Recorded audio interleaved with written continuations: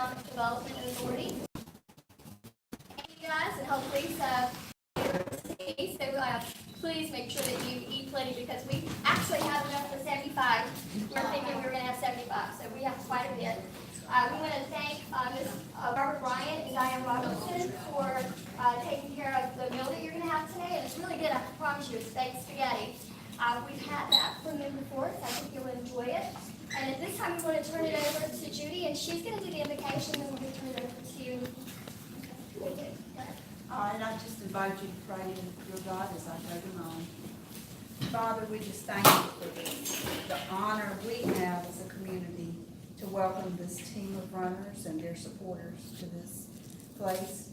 We know that the reason they are running is of the most noble cause, and we just thank you for the blessing of having them do this. Lord, we ask you to give them safety through the rest of their trip to Arlington. We ask you to watch over them, give them safe weather that they might encounter along the way, and to just give them a spirit of peace as they run for the following. And now we ask you to bless this food and let it nourish all of our bodies to your service. In Christ's name, amen. Amen.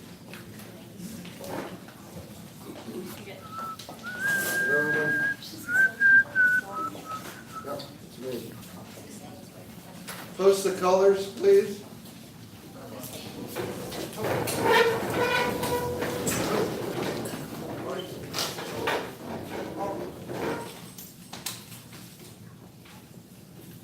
Colors, ready, cut. Step.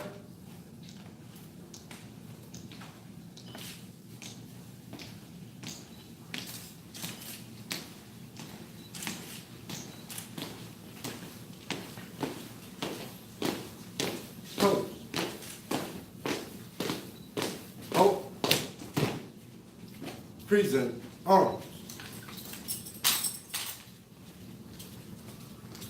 I pledge allegiance to the flag of the United States of America and to the republic for which it stands, one nation, under God, indivisible, with liberty and justice for all.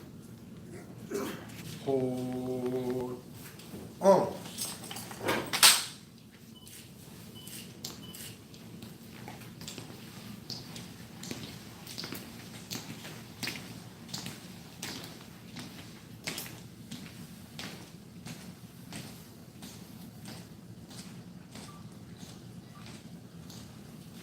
Everyone be seated. I think it's my turn.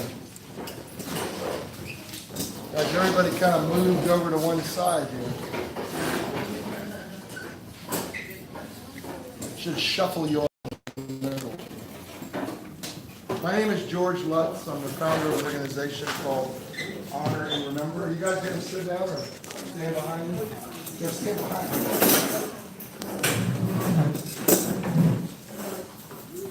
We're an organization that started on Memorial Day of 2008. And we started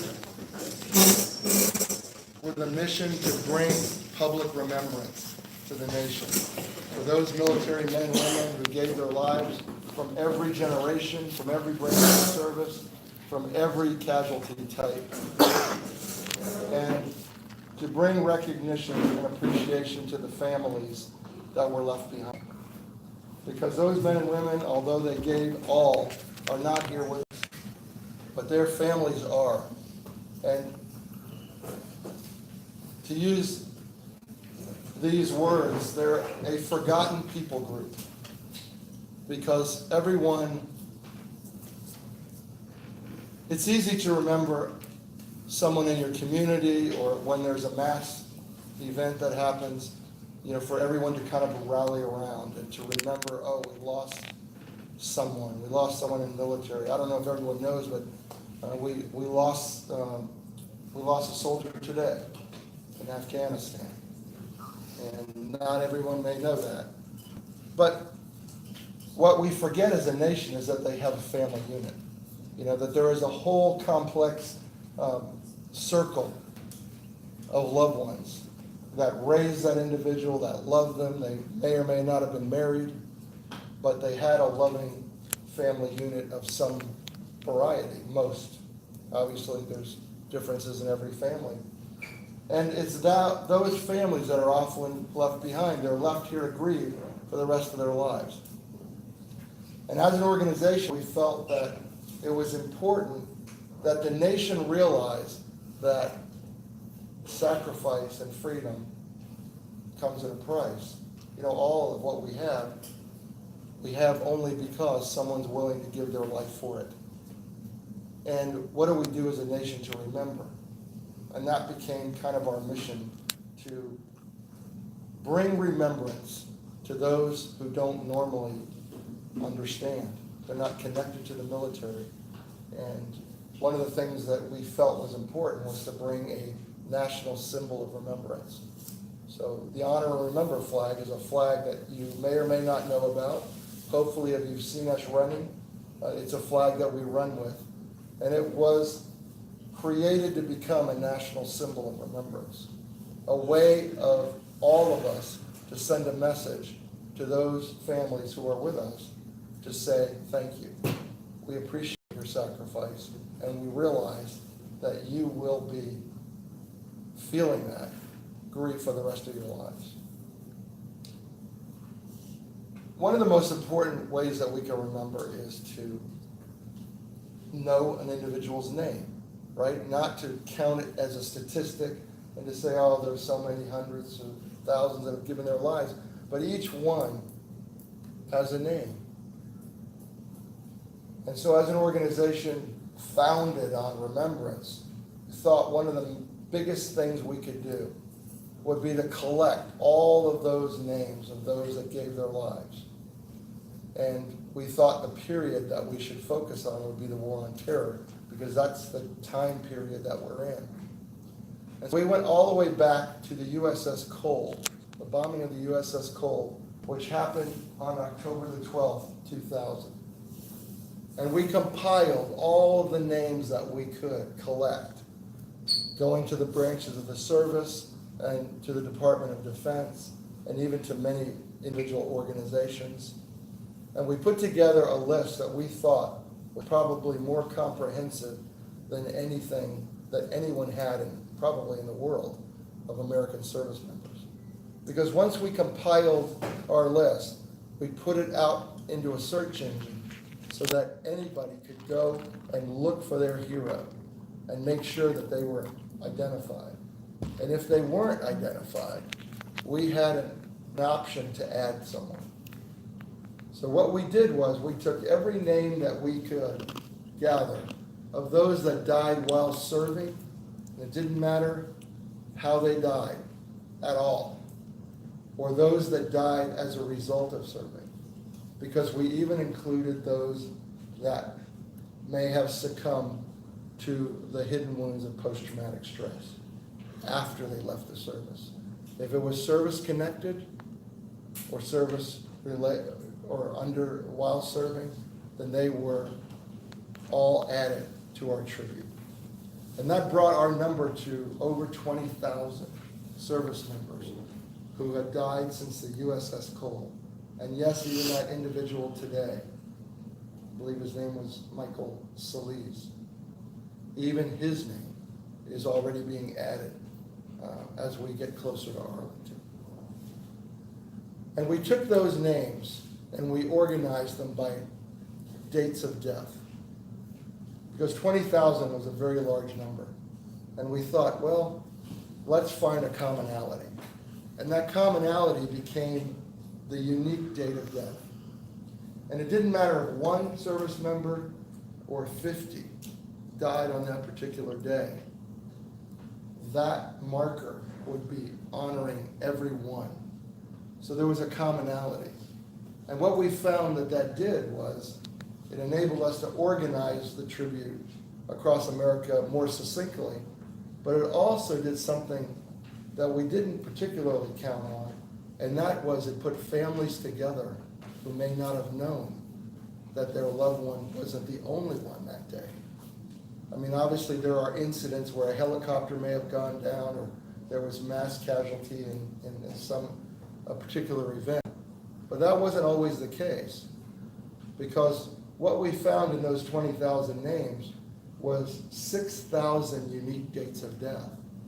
6,000 days since October 12, 2000, where we have had a loss. And then we organized it in chronological order. So we started with October 12, 2000. That was our first mile. We started in Fort Irwin, California on April the 7th. Our second mile was the next day that someone would have died. Consecutively, it happened to be October 13th. And I think then October 16th and then November 1st. But you can see I'm painting a picture of how we're honoring.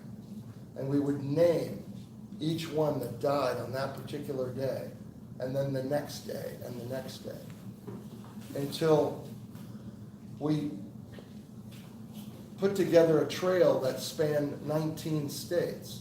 We had to account for all 6,000 miles. So 19 states over however long that was going to take us. And we figured out it would take 120 days to run approximately 50 miles a day for almost 5 months. And right now, right here, we are running for the year 2014. So we have run every year and every date and every month up to this moment where we have come upon the year 2014. And you'll find out in a few minutes what month that is. And we have run, we have run for 98 days to this moment here. We have run 4,498 miles. 4,498 miles. And we have called out the names of 17,500 service members in just 98 days. Now remember what I said, that every mile is really a date of death. So that 4,498 number is the number of days that we have lost a service member. Everything that we're doing is very symbolic and very meaningful, every piece, every day. And so our runners, depending on how many runners we have, and that really is different every single day. Today, I think, did we have 6 or 8 total? Varied throughout the day. So when we have a full contingent of runners, and we don't always, we carry 4 full-size flags when they run. So they're not just running, and we're not just saying that, hey, we're running for our fallen heroes. I've identified them, and we have a very specific, reverent, and respectful, and consistent ceremony that happens every single time we stop. We're carrying 4 full-size flags, carrying our United States flag. We're carrying the state flag of the state that we're running through, because we want to honor that state. We're carrying a flag that we established 3 years ago on the anniversary of 9/11, which honors our fallen first responders, our fire community, our EMT community, and our police community. And it's called the Honor and Sacrifice flag. And the 4th flag we carry is the flag that we are establishing as our national symbol of remembrance, the Honor and Remember flag. Because it not only represents those that we are running for on the War on Terror, but it literally represents every fallen service member in the history of our country. And so although we call the names out of those in the War on Terror, we are running for them all. We're also carrying the placard with the names of those who we are going to call out loud, and the date on it of the day that they died. And so the placard reads like this: this hero marker So you can imagine, all of our runners come up to a set location. They come to attention.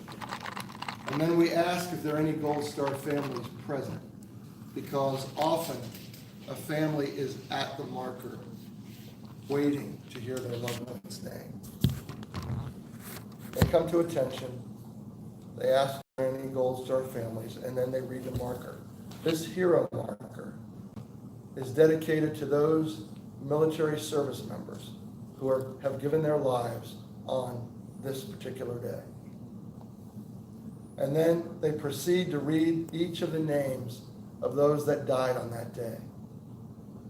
And as they're reading those names, they are planting a set of flags in the ground for each one. And depending on how many there were at that moment, like I said, there could be one. I think the most that we had at one marker today, I think, was 6. And they plant a set of flags for each one. And when they're done planting the flags, everyone comes back and renders either a hand salute or a hand over their heart in honor of those service members who we just ran for. And then we pick up the placard for the next date of death, a new set of flags for every hero that's on that placard, and off we go to the next mile. And we do this every 10 minutes. Every 10 minutes, we're stopping and honoring 6 to 7 times an hour, 8 to 10 hours a day, and we've done this for 98 days. We've had a few rest days. We take 1 day off every 2 weeks. So it hasn't been very often we've rested. So for 98 days, we have been calling out loud the names of everyone who have given their lives up to the dates of 2014 today. It's the most comprehensive fallen veteran tribute anyone has ever conceived of, let alone tried to execute. It's exhausting, believe it or not. We start out at 5 o'clock in the morning, getting up and preparing. We're running by 7, and then however many markers we have to run for that day is when we stop. We try to stop by 6 o'clock. Today was a short day for us. Very seldom do we ever stop by 5. And so here we are at this center here with you guys, honored to be here and to be in a place where we can feel welcome and get nourished and relax a little bit before we have to prepare our vehicles again for tomorrow and start all over again. And so our mission is to call out loud every single service member who has died or will die to the moment we stop in Arlington Cemetery on August the 5th. And everyone is welcome, if you like, Section 60 Arlington Cemetery, where many of our heroes from the War on Terror are buried. And we hope to, at that very moment, be able to call the very last name of that service member who gave their life on that day, August the 5th. And so we will continue this mission and are honored, to be here with all of you tonight. One of the things that we do at the end of every day that is as important as what we do during the day is we reread all of the names of those that we ran for that day. Because the road is very noisy. Traffic coming by, often we just have to stop because it is just so loud when there's a tractor trailer or a dump truck or sirens going by, and we're not able to hear ourselves, let alone know that those who are watching us are able to hear as well. So we're broadcasting this, if I didn't say that before, live. How many of you have seen that broadcast? A few of you have. Thank you for that. So tomorrow, runforthefallen.org I want everybody to have seen the broadcast. I want you to call me and tell me you've seen it. So, but we're broadcasting this because families and friends can't always come. So we want to make sure that they see the honor that we're bringing to their loved ones. But they can't hear us often. And I have had family members, text me and go, "Oh, right, I know you were at the marker, but I just couldn't hear it." And so one of the things that is most important to us is that we're able to read the names again in the evening in a quiet place so that those families, and we are recording it again each night, so those families are able to hear us honoring their loved ones. So we're really not calling out 20,000 names, are we? We're calling out 40,000 names. And so tonight with you, I'm going to ask you to first silence your cell phones. Everybody please silence their cell phones, because breaking the mood of the reverence of reading these names can be embarrassing. And then the second thing is, we may not be reading your names, or your friends' names, or your neighbors' names. But we are reading a name that is important to someone. So as you're listening to these names, I ask that you listen as if they are your family's names. That you listen as if you are anticipating that name of that loved one.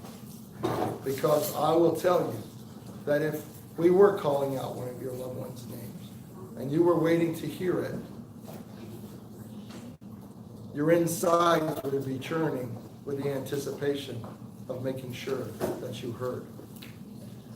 And so I ask that you listen with that in mind. You don't have to stand. You may stand if you like.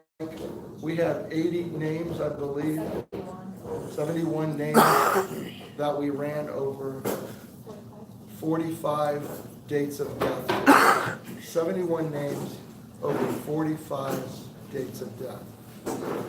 And after we're done reading our names, I'm going to ask anyone who is with us to give you an opportunity to call out any names of those that you would like to honor. And it could be someone from any generation that was lost in service to our country. I'll give you a few minutes to honor them with us with the names that we ran for today. Kristen.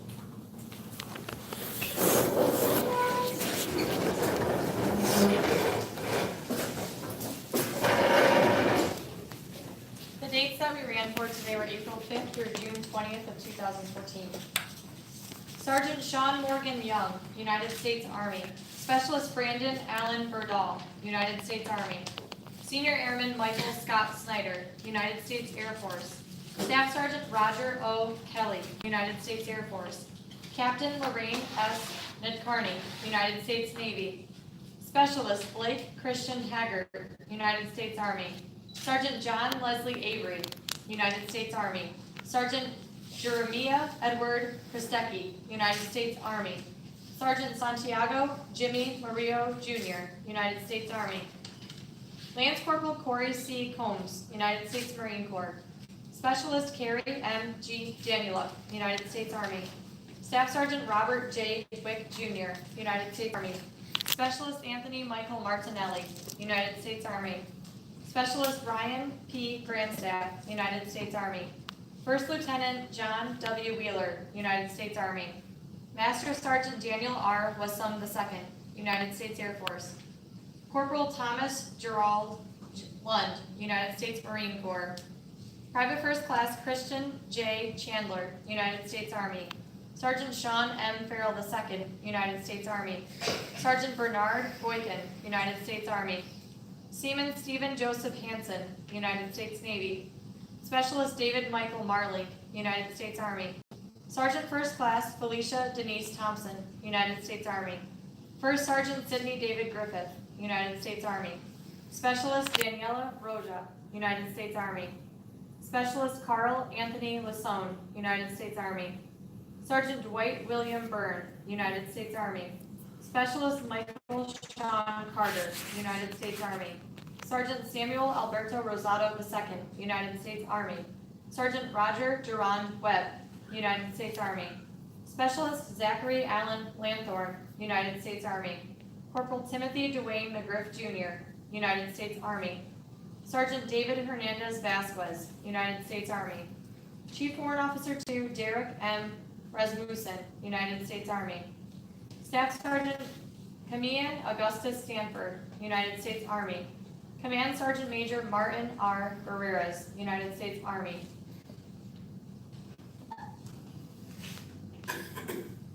Staff Sergeant Stephen Dale Burpee, United States Army.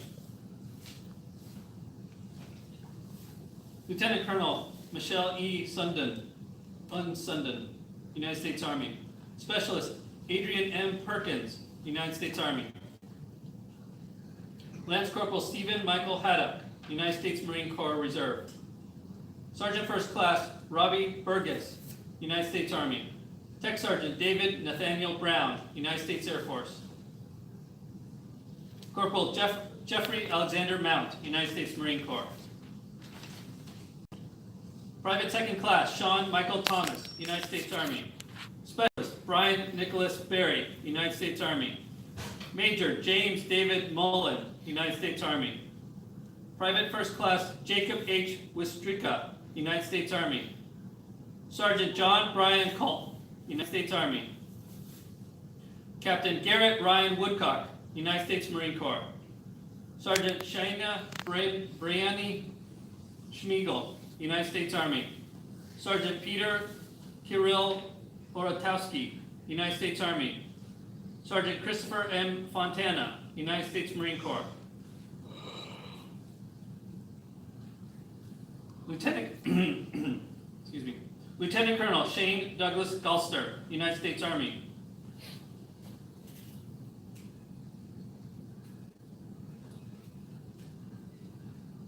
Private First Class David Entre Contendo Templanuevo, United States Army. Specialist Keith Walker Collins, United States Army.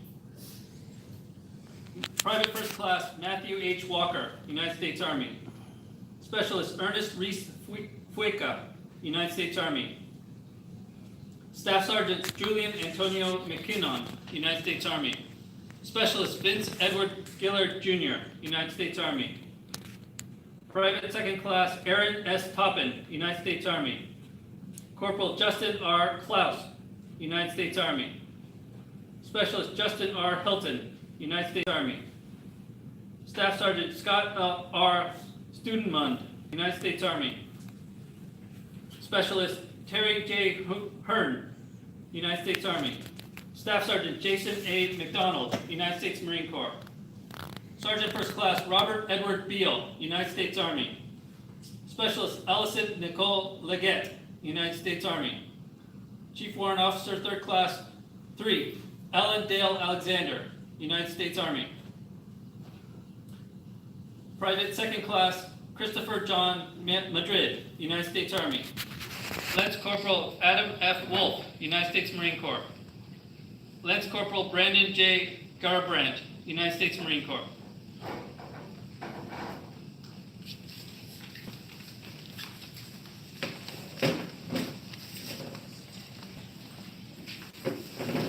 $71 heroes. Today. It's one of our lowest days. Thank God. Some nights we've read almost 400 for the same amount of dates of death. So I'll give you an opportunity to speak a name out loud of someone that you would like to honor with us in a group. It doesn't matter when in our country's history. If you would like to do that, we're not going to take a lot of time to do that, but yes, ma'am. My son was 2008, but I don't know where his marker was, so. Well, we can show you, but call his name out loud. Yes, Corporal Miguel Angel Baez, 3rd, 82nd Airborne, United States Army. Thank you. Yes, sir. PLC James Edward Rickerson, he was killed in Vietnam in 1967. Thank you. Anyone else? Yes, sir. Specialist Billy Chapman, also killed in U.S. Army. Thank you. Anyone else? Yes, ma'am. Gunnery Sergeant Justin Robert Martoni, 3706, Niagara. Yes, ma'am. Ryan C. King, Army, 2009, Afghanistan. Corporal William G. Taylor, USMC, 2005, Iraq.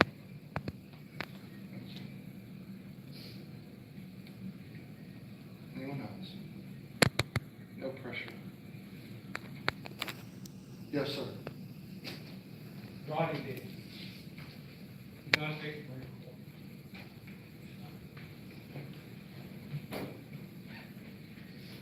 Congressional Medal of Honor recipient from Macon, Georgia.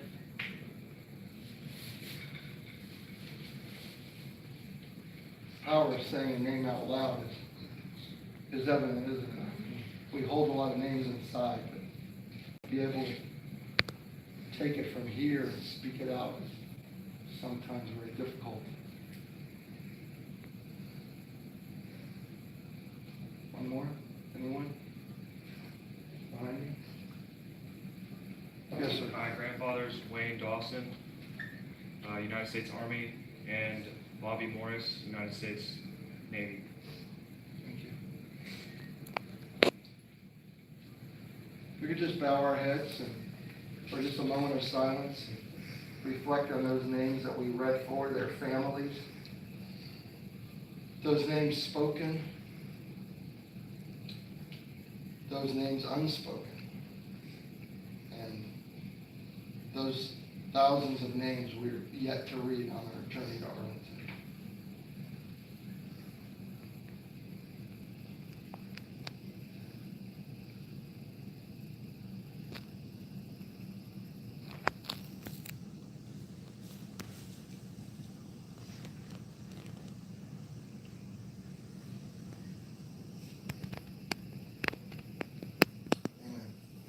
Please be seated.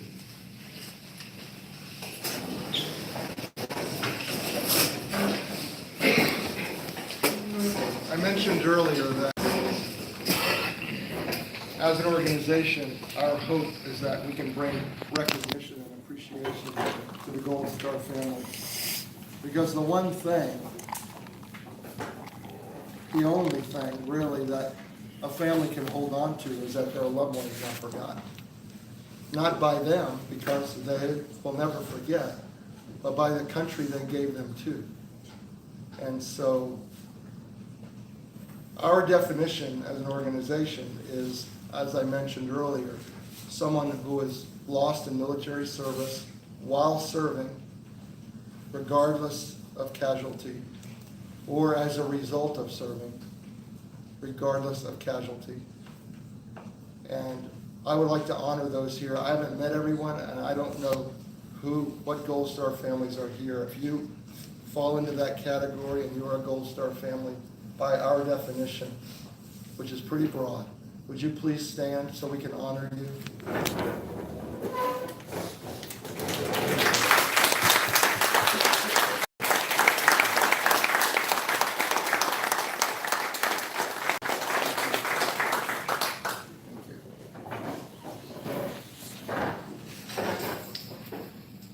The last thing I want to do, and I'm going to turn it back over to you ladies, and I know you already prayed for the meal, so thank you, is just to recognize my team. My team's been traveling for months now, and we have 23 days left, and I have a committed team of 8 that have been with all of us together. We're a family now. We weren't a family before, but we are now, and I'd just like to recognize them. If they would stand and be recognized.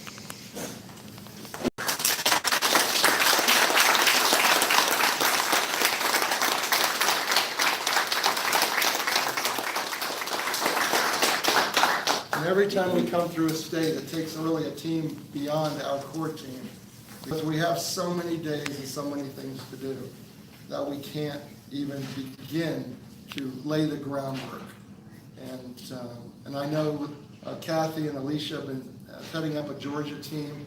Could you and your team please stand up so we can recognize you?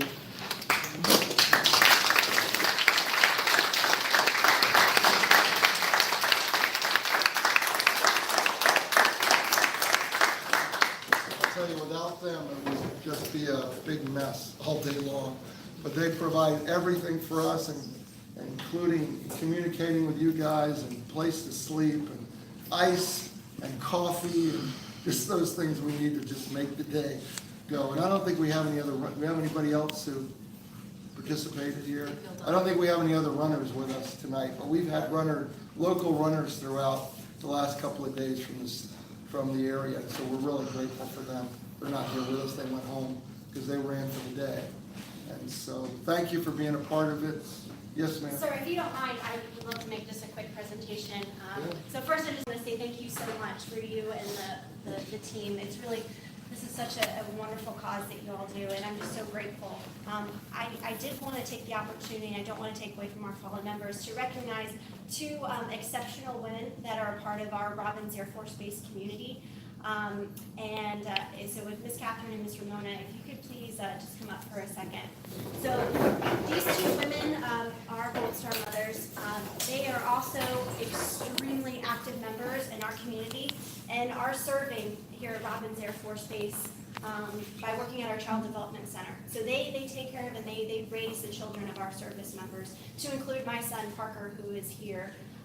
Not only that, but these women, they volunteer their time to do things like this, and to also go down to the villages, for example, and support veterans and other Gold Star families get through. So I'm here representing Robins Air Force Base. And so as you may know, it's customary in the military to give coins for outstanding achievement. So on behalf of Robins Air Force Base, I just want to recognize these phenomenal women in supporting our local community and for their service. So,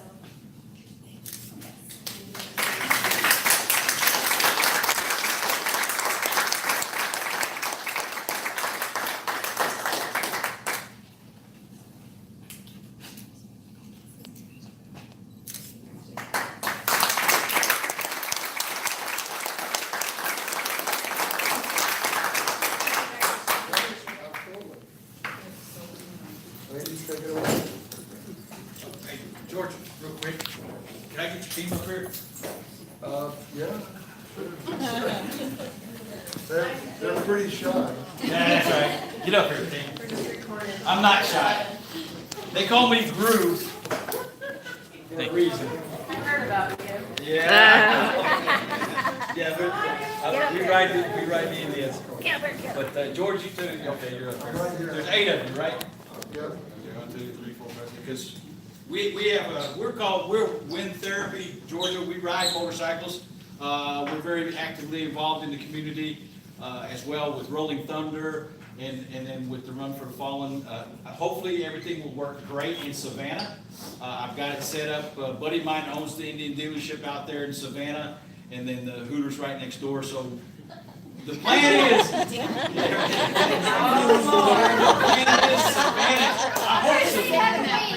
I hope the end of the day ceremony in Savannah is the cream of the crop for you guys when you come back to Georgia.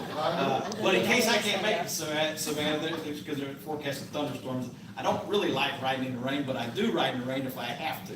But here at Wind Therapy Georgia, we have our little coin, little motorcycle, our logo, kind of like my tattoo there. But it's a phone number if you're ever in town. If you need something, give us a call. And we appreciate you folks very much. All right.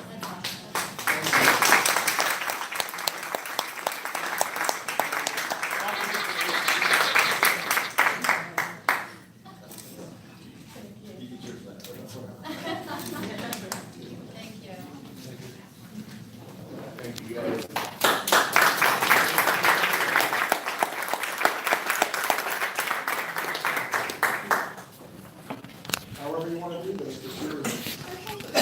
No, we're all, it's all about you and you guys, and we're so thankful, just like I said, to even have a small part.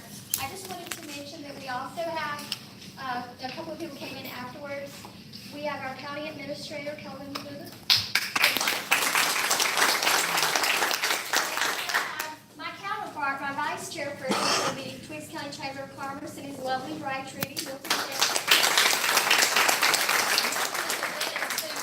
And Milton is a he's very special to us.